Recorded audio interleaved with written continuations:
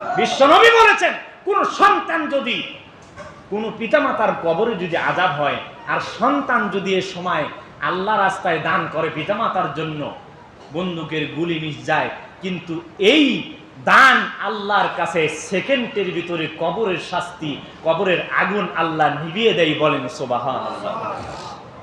অতএব আমরা রেডি আছি তো ইনশাআল্লাহ। আমি দুই একটি কথা আপনাদের সামনে উপস্থাপন করতেই আপনারা মনটা নরম করে দিয়ে আল্লাহর ঘরে অন্তর থেকে হিংসা বিদ্বেষ অন্তর থেকে মুছে ফেলে দিয়ে একনিষ্ঠভাবে আল্লাহকে রাজি খুশি করার উদ্দেশ্যে, বাবা মার কবরের শাস্তি মাফ করার উদ্দেশ্যে আপনারা দানের হাতটি প্রসারিত করে আজকের এই প্রোগ্রামকে সফল করবেন। আল্লাহ তুমি কবুল করো, বলেন আমিন।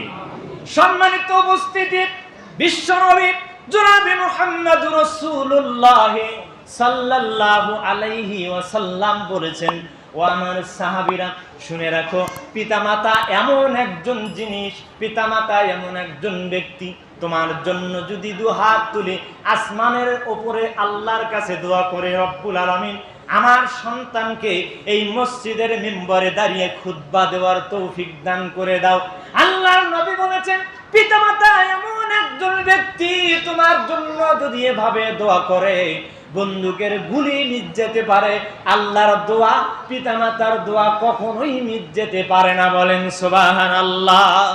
এ যুবক যুবতী যারা উপলক্ষে উপস্থিত রয়েছেন, আপনাকে বলছি, আপনার বাবা অসুস্থ, আপেল কমলা মালটা হাতে দিয়ে একটু বাবার থেকে দোয়া নিতে পারবেন, বাবা আমার জন্য দোয়া করেন, বাকি জিন্দেগি পৃথিবীর বুকে যতদিন বাঁচি সুখ শান্তিতে ইসলাম মেনে জীবন সুন্দর করে এই পৃথিবীতে চলাফেরা করতে পারে যদি বলতে পারেন, আপনার বাবা দুহাত আসমানের দিকে তুলে বলবে, রব্বুল আলামিন আমি আমার সন্তানের উপর রাজি খুশি হয়েছি, তুমিও রাজি খুশি হয়ে যাও। বলেন সুবহানাল্লাহ। সম্মানিত উপস্থিতি, সংক্ষিপ্তভাবে একটি ঘটনা বলে সামনের দিকে যাচ্ছি। আল্লাহর নবীর সাহাবী, আপনারা জানেন সাহিবে জুরাইজের ঘটনা, হাদিসে উল্লেখ রয়েছে। জুরাইজ একজন ইবাদতগুজার বান্দা ছিল, ঘটনা আপনাদের সবার জানা আছে। মনটা নরম করে দেন। আল্লাহ রাব্বুল আলামিন পৃথিবীর বুকে মানুষ কিভাবে সৃষ্টি করেছেন, দেখেন দোয়া কিভাবে আল্লাহর দরবারে কবুল হয়ে যায়। সাহিবে জুরাইজ একটি ইবাদতখানা তৈরি করেছেন, সেখানে সালাত আদায় করেন, ইবাদত বন্দেগী করেন। জুরাইজের মা সন্তানকে দেখা করার জন্য চলে গেলেন। জুরাইজের দরজায় গিয়ে লক করলেন, লম্বা ঘটনা সংক্ষিপ্ত করেছি। দরজায় লক করলেন, বাবা জুরাইজ জুরাইজ বলে যখন ডাক দিলেন, জুরাইজ সালাতে দাঁড়িয়ে গিয়েছেন, আল্লাহকে বলছেন, রব্বুল আলামিন এদিকে মার ডাক, এদিকে তোমার ইবাদত, কোনটা আমি করব? এখন সালাত আদায় করব কিনা মার ডাকে সাড়া দিব? এক পর্যায়ে জুরাইজ সিদ্ধান্ত গ্রহণ করলেন, সালাতে দাঁড়িয়ে যাবে, মার ডাকে সাড়া দিবে না। মা লক করে চলে গেলেন বাড়িতে ফিরে। তৃতীয় দিন আবার চলে আসলেন, দরজায় লক করলেন, বাবা জুরাইজ। জবাব দেওয়ার সাথে সাথে জুরাইজ আবার সালাতে দাঁড়িয়ে গিয়েছে। রব্বুল আলামিন এটা কিসের পরীক্ষা তুমি আমার নিচ্ছ? এমন সময় মা আমার বাড়িতে উপস্থিত হয়ে যায়, আমি জুরাইজ সালাতের ভিতরে দাঁড়িয়ে যাই। রব্বুল আলামিন আমি মার ডাকে সাড়া দিব না, সালাতে তোমার ডাকে সাড়া দিব।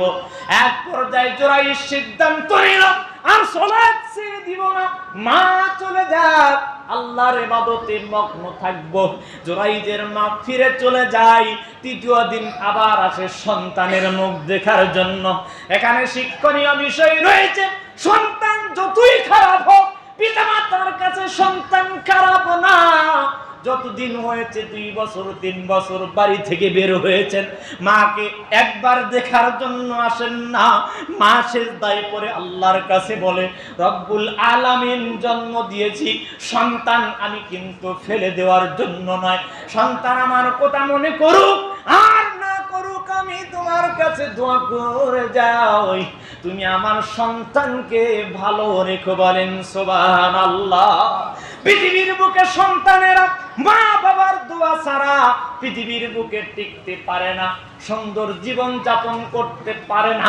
সম্মানিত উপস্থিতি, বলতে চাচ্ছিলাম যে তৃতীয় দিন আবার জোরাইজের মা উপস্থিত হয়ে যত্নায় লক করলেন, বাবা জোরাইজ এখনো সালাতের ভেতরে, দু চোখের পানি দিয়ে কাটি কাদা করে ফেলেছে। রব্বুল আলামিন, এটা কেমন পরীক্ষা আমার! একদিন 2 দিন নয় 3 দিন মা আমার সাথে দেখা করার জন্য এসেছে, আমি মার সাথে কথা বলতে পারছি না তোমার ইবাদত করার জন্য। রব্বুল আলামিন, কেমন পরীক্ষায় পড়ে গেলাম। মা ডাকে সাড়া দিব নে আল্লাহ, তোমার ডাকে সাড়া দিব বুঝতে পারছি না। এক পর্যায়ে জোরাইস সিদ্ধান্ত গ্রহণ করলো সালাতে দাঁড়িয়ে যাবে। মা একটু দূরে গিয়ে সন্তানের জন্য দোয়া করলেন, রব্বুল আলামিন, আমার সন্তানকে জেনাকারিনী মহিলার মুখ না দেখাই মৃত্যু দিও না। আল্লাহু আকবার। দেখেন মা কি জিনিস! দোয়া করার সাথে সাথে কবুল, দোয়া করার সাথে সাথে আল্লাহর দরবারে কবুল হয়েছে, বলেন সুবহানাল্লাহ। আল্লাহু আকবার। এরই নামই হলো মা। এই জন্যই মার থেকে দোয়া নেন। এ যুবক ভাইরা আমার, যারা লেখাপড়া করো, মার থেকে দোয়া নাও। মা আমার জন্য দোয়া করেন। আমি এদেশের মধ্যে এমন একজন ডাক্তার হতে চাই, যেই ডাক্তার মানুষের সেবা দিব, যাওয়ার সাথে সাথে 800 টাকা নিয়ে ভিজিট দিয়ে ডাক্তার আমি হব না। আমি এমন ডাক্তার হতে চাই, মানুষের সেবায় নিয়োজিত, শুধু প্রেসক্রিপশন লিখে দিব 100-150 টাকার মাধ্যমে, এরকম ডাক্তার হতে চাই। মা, আপনি আমার জন্য আল্লাহর কাছে দোয়া করেন। আপনার সন্তানকে শিখিয়ে দেন, বাবা তুমি আমার কাছে দোয়া চাও, আমি যাতে এদেশের ভেতরে বড় একজন মুহাদ্দিস হতে পারি, আলেম হতে পারি, মুফতি হতে পারি, হাদিসের দাস দিতে পারি। আমি রিক্সা চালক, ভ্যান চালক, বদলিগিরি যাতে না করি, আমার আয়ত্তে মানুষ চলাফেরা করবে কোরআন সুন্নাহ অনুযায়ী। এদেশের বড় বড় নেতা, মুহাদ্দিস, মুফতি, ইমাম আমি হতে চাই। এই দোয়া আপনি করেন। এভাবে মার কাছে বলে দোয়া নিতে হবে। আমরা তো বাবা মার সাথে শুধু খেজি আর ভেজকি ছাড়া কিছুই নাই। সকালবেলা ডিম রান্না করেছে, একটু লবণ কম, স্কুলে যাব ডিম রান্না করেছো, লবণই দাওনি। ছোট বাচ্চা মাকে এভাবে বলছে। আশ্চর্য, এ বড় হলে কি করবে? সম্মানিত উপস্থিতি, মার দোয়া কবুল হয়ে গেল। জোরাইজ এমন পর্যায়ে পড়ে গেল, একজন রাখালের স্ত্রীর একজন মহিলা, বেশ্যা মহিলা কি হয়ে গেল? সন্তান হয়ে গেল। বেশ্যা মহিলাকে বলা হলো, তুমি রাখাল ওই জোরাইজের কথা বলবে। দীর্ঘ লম্বা ঘটনা সংক্ষেপ করেছি। জোরাইজের কথা ওই বেশ্যা মহিলা বলে দেওয়ার সাথে সাথে এলাকার লোক চলে আসলো। জোরাইজের ঘর ইবাদতখানা ভেঙে চুরমার করে দিল এবং জোরাইজকে মারধর করলো। এক পর্যায়ে জোরাইজ বলছে, না না, আমার সাথে এরকম হয়নি, আমি জেনায় লিপ্ত হইনি, এই সন্তান আমার না, আমাকে পানি দাও, ওযু করে 2 রাকাত সালাত আদায়ের সুযোগ আমাকে করে দাও। পৃথিবীর বুকে 3 জন শিশু কথা বলেছিল, তার মধ্যে 1 নাম্বার এই জোরাইজকে অপবাদ দেওয়া শিশুটি। জোরাইজকে পানি দেওয়া হলো। জোরাইজ সুজদায় পড়ে গিয়ে মহান রব্বুল আলামিনের কাছে বললেন, রব্বুল আলামিন, আজকে যদি আমি এটা অন্যায় না করে থাকি, এই সন্তান আমার যদি না হয়ে থাকে, রব্বুল আলামিন, আমি তোমার কাছে পানা চাই, এক্ষুনি একটি ফয়সালা করে দাও। আল্লাহ রব্বুল আলামিন জোরাইজের কাছে এভাবে বার্তা পাঠিয়ে দিলেন। জোরাইজকে বলা হলো, জোরাইজ তুমি ওই সন্তানের পেটে আঙ্গুল দ্বারা গুঁতা দাও, সন্তানই বলে দিবে এর বাবাকে। বলেন সুবহানাল্লাহ। সম্মানিত উপস্থিতি, বুঝাতে চাচ্ছিলাম আপনাদেরকে, পিতামাতার সাথে খারাপ আচরণ করবেন না। যদি পিতামাতার মুখ দ্বারা যদি বদদুয়া বের হয়ে যায়, জীবন ধ্বংস হয়ে যাবে, এর কোনো কুল কিনারা পাওয়া যাবে না। সাথে সাথে জোরাইজ কি করলেন? এই বাচ্চা পেটে ঘুতা আঙ্গুল দ্বারা ঘুতা দেওয়ার সাথে সাথে বাচ্চা বলে দিল, আমার বাবা জোরাইজ নয়, আমার বাবা অমুক রাখাল। বলেন সুবহানাল্লাহ। একদিনের বাচ্চা জবান খুলে গেল, বলে দিল, দোয়া কি করেছিল মা? জেনাকারিনী মহিলার মুখ না দেখিয়ে মৃত্যু দিও না, দোয়া কবুল হয়েছে। এই যে জোরাইজকে জেনাকারিনী একজন মহিলার মুখ দেখতে হয়েছে। বলছিলাম পিতামাতার দোয়া। কিসের দোয়া? পিতামাতার দোয়া। আমি কোন এক বিবৃতি দেখেছিলাম, আপনাদের সামনে বলেছি, আবারও স্মরণ করে দিচ্ছি যে পিতামাতা কাকে বলে। যত মা উপস্থিত হয়েছেন, ছেলে মেয়েকে কোনোদিন গালি দিবেন না। যত বাবা উপস্থিত হয়েছেন, কোনোদিন সন্তানদেরকে গালি দিবেন না খারাপ ভাষায়। সন্তান নষ্ট হয়ে যাবে। সন্তান গড়ার মালিক মা, সন্তান নষ্ট করার মালিকও মা। সন্তান গড়ার মালিক বাবা, সন্তান ধ্বংস করার মালিকও বাবা। যেমন উদাহরণ দিচ্ছি, জৈনক ইমাম কাবা ঘরের, এখন আছে কিনা বলতে পারি না, বিবৃতির কথা আপনাদের সামনে বলছি।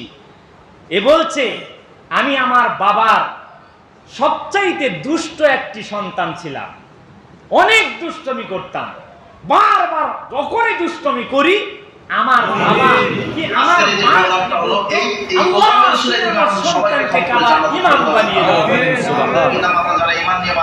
দেখেন, আপনার সন্তান যখন দুষ্টমি করে তাহলে আপনি খারাপ ভাষায় গালি দেন, ধমকান, তার মারেন, বিভিন্ন ধরনের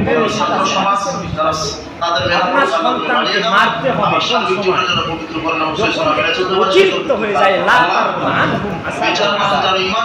একটা লাঠি ঘরে থাকতে হবে, কিন্তু গালি দেওয়া যাবে না। যখন সন্তান দুষ্টমি করে তখন বুকে জোরে ধরতে হবে, জোরে জোরে বলতে, বাবা এটা তো অন্যায়, এটা করতে হয় না, আল্লাহ পাপ দেয়, মারবে, এরকম ভাষা বলে বলতে হবে। এ বলছে, আমি কাবার ইমাম। আমার মা, আমি যখনই দুষ্টমি করতাম আমার মা বলতো, আল্লাহ তুমি আমার সন্তানকে কাবার ইমাম বানাও। এভাবে ধামকি দিয়ে দিয়ে বলতো, বারবার বলতো। ছোট বাচ্চা, আমি বুঝতাম না। আস্তে আস্তে বড় হয়ে গেলাম, দেখি মা এই কথা বলে। কোন একদিনের দোয়া মার আল্লাহর দরবারে কবুল হয়েছে, আমি এখন কাবার ইমাম। বলেন সুবহানাল্লাহ। আপনার সন্তান যখন দুষ্টুমি করে আপনি বলতে পারবেন না, আল্লাহ তুমি একে ভালো করে দাও, একে মসজিদের খাদেম বানাও।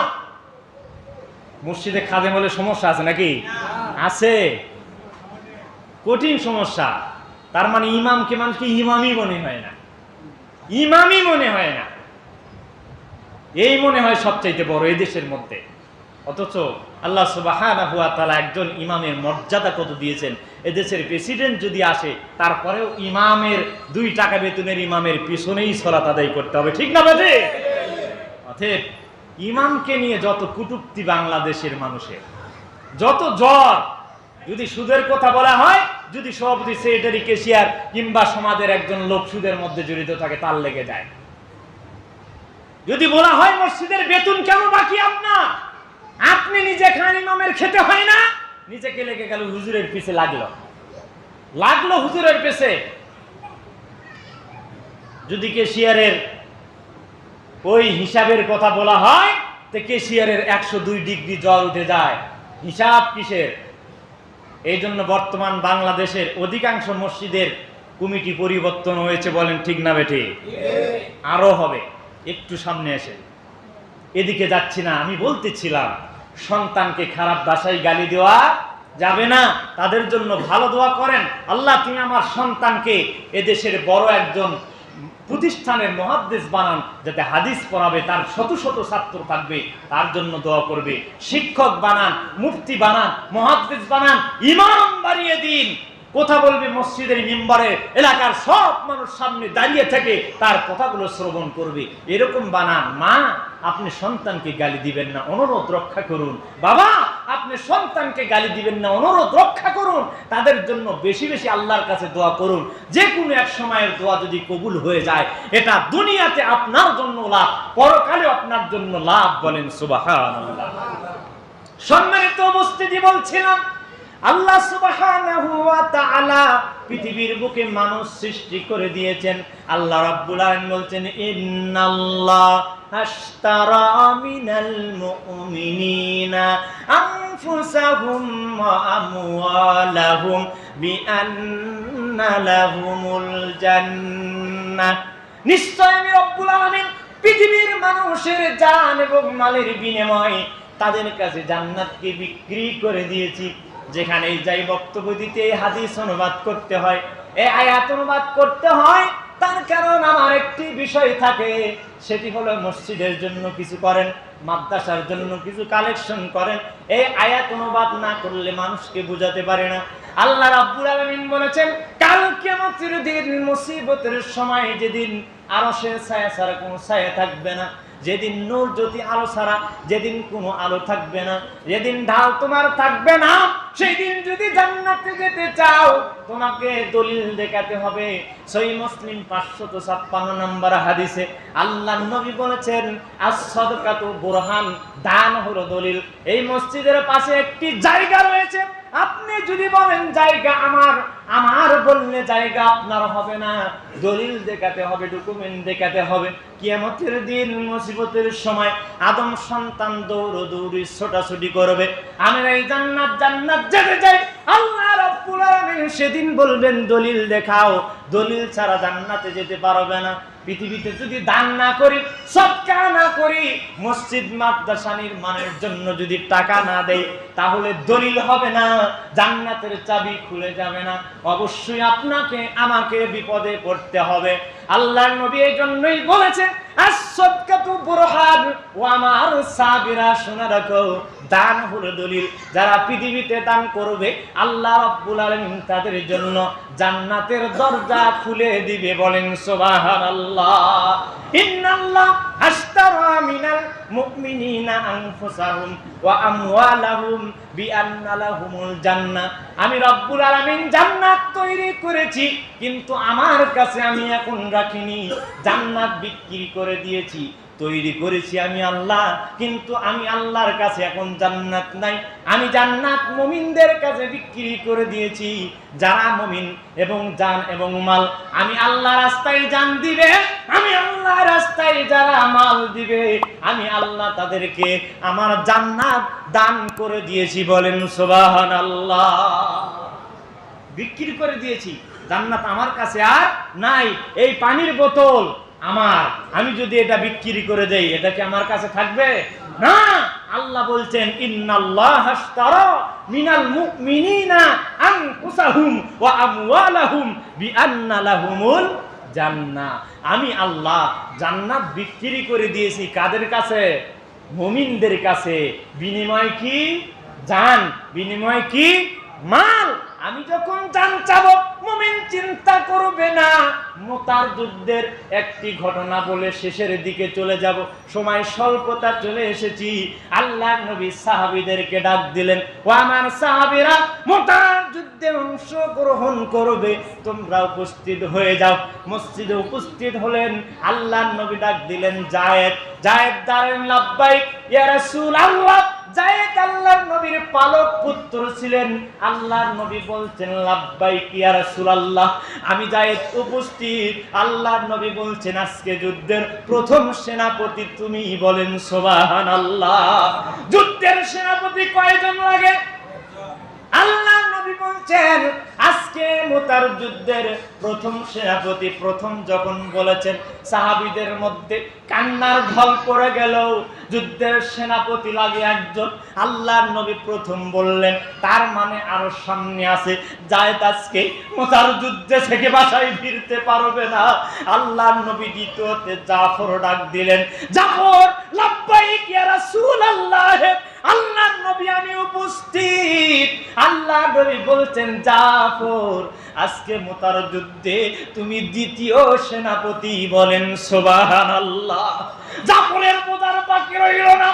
আল্লাহর নবী আমাকে মুতার যুদ্ধের দ্বিতীয় সেনাপতি নিযুক্ত করেছেন।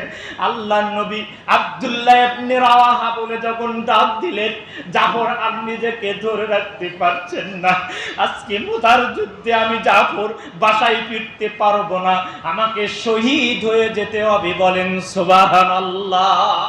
তার কারণ হলো আমার পূর্বে যায়েদ রয়েছে, আমার পরে আব্দুল্লাহ ইবনে রাওয়াহা রয়েছে। তার মানে আমি জাফর আজকে মুতার যুদ্ধে থেকে বাসায় ফিরতে পারবো না। সাহাবীরা প্রস্তুত হয়ে গেলেন, রেডি হয়ে যখন চলে গেলেন, আল্লাহর নবী বলছেন, আব্দুল্লাহ ইবনে রাওয়াহা, লাব্বাইক ইয়া রাসূলুল্লাহ। আল্লাহর নবী আমি উপস্থিত। আল্লাহর নবী বলছেন, আব্দুল্লাহ ইবনে রাওয়াহা, আজকে মুতার যুদ্ধে তুমি তৃতীয় নম্বর সেনাপতি হিসেবে যাবে। আব্দুল্লাহ ইবনে রাওয়াহা যদি শহীদ হয়ে যায়, যুদ্ধের পরিস্থিতি অনুযায়ী চতুর্থ নম্বর সেনাপতি নিযুক্ত করবে। বলেন সুবহানাল্লাহ। সাহাবীদের মধ্যে বোঝার বাকি রইল না, তার মানে যায়েদ শহীদ হয়ে যাবে, জাফর শহীদ হয়ে যাবে, আব্দুল্লাহ ইবনে রাওয়াহাও আজকে শহীদ হয়ে যাবে। বলেন সুবহানাল্লাহ। আল্লাহর নবী বললেন, ও আমার সাহাবীরা, আজকে যাদেরকে যুদ্ধের সেনাপতি নিযুক্ত করেছি, বাসায় চলে যাও, আত্মীয় স্বজনদের কাছ থেকে বিদায় নিয়ে এসো, চিরদিনের জন্য শেষ বিদায় দিয়ে দাও। আজকে মুতার যুদ্ধে তোমরা শহীদের দরজা দিয়ে আল্লাহর জান্নাতে প্রবেশ করবে। বলেন সুবহানাল্লাহ। যায়েদ দাঁড়িয়ে গেলেন, আল্লাহর নবী গো, আপনি আমার বাবা, আয়েশা আমার মা, কার কাছে বিদায় নিব চিরদিনের জন্য? বিদায় দিয়ে যান মুতার যুদ্ধে শহীদের জন্য। জাফর দাঁড়িয়ে গেলেন, বাড়ির থেকে রওনা হয়ে গেলেন। হাদিসে বিভিন্ন ধরনের কথা পাওয়া যায়। জাফর নতুন বিবাহ করেছে, স্ত্রীর মুখ চেহারা বাসর রাতে ঠেলে দিয়ে আল্লাহর নবীর যুদ্ধের কথা শুনে দৌড়ে উপস্থিত হয়েছেন। স্ত্রীর কাছে গিয়ে বাইরে থেকে দরজা লাগিয়ে দিলেন এবং বলছেন, স্ত্রী হে, চিরদিনের জন্য বিদায় দিয়ে দাও। আমার পূর্বে একজন সেনাপতি, পরে একজন সেনাপতি, তার মানে আমি মাঝখানে মুতার যুদ্ধ থেকে ফিরতে পারবো না। আল্লাহর নবীর কথা, জাফরের কথা শুনে স্ত্রী বলছেন, স্বামী, একটি নজর শুধু আপনার মুখটা দেখতে চাই, দরজা খুলে দেন। জাফর বলছেন, না না, দরজা খোলা যাবে না।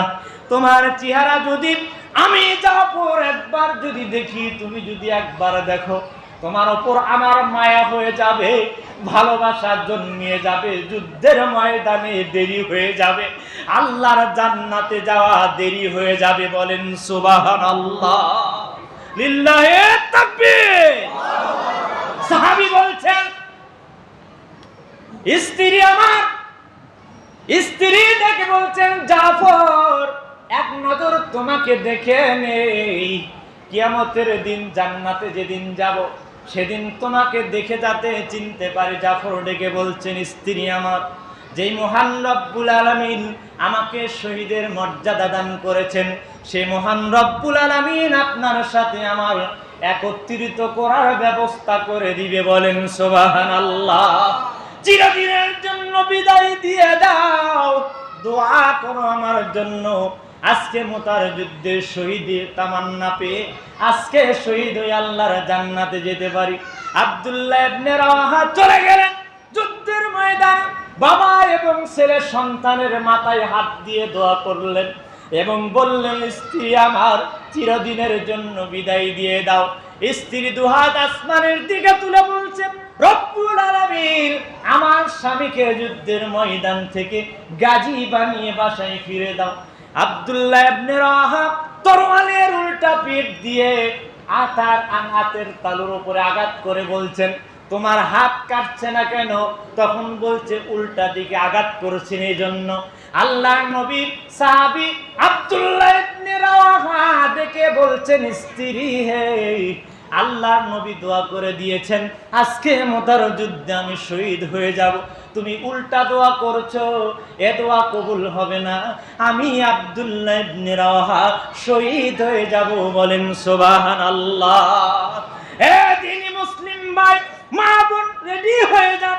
আল্লাহ রাব্বুল আলামিনের যখন জান চাবে সাহাবীরা চিন্তা করেন নাই যে আমি আজকে প্রথম সেনাপতি দ্বিতীয় সেনাপতি হব না, তারা জান দেওয়ার জন্য প্রস্তুত। কেন?